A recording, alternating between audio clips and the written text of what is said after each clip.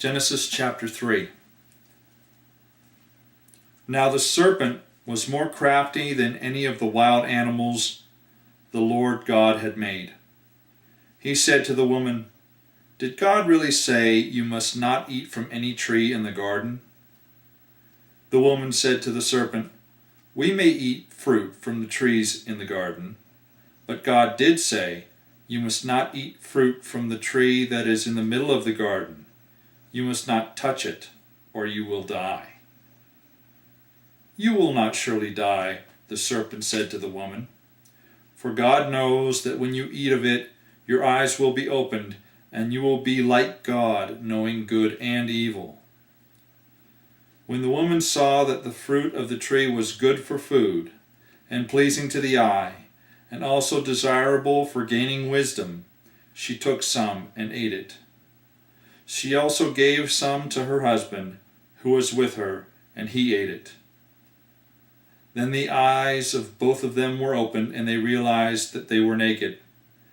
So they sewed fig leaves together and made coverings for themselves. Then the man and his wife heard the sound of the Lord God as he was walking in the garden in the cool of the day. And they hid from the Lord God among the trees of the garden. But the Lord God called to the man, "Where are you?" He answered, "I heard you in the garden, and I was afraid, because I was naked, so I hid." And he said, "Who told you that you were naked? Have you eaten from the tree that I commanded you not to eat from?" The man said, "The woman you put here with me, she gave me some fruit from the tree, and I ate it." Then the Lord God said to the woman, "What is this you have done?" The woman said, "The serpent deceived me, and I ate." So the Lord God said to the serpent, "Because you have done this, cursed you are above all the livestock and all the wild animals.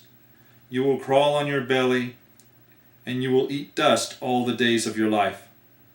I will put enmity between you and the woman, and between your offspring and hers.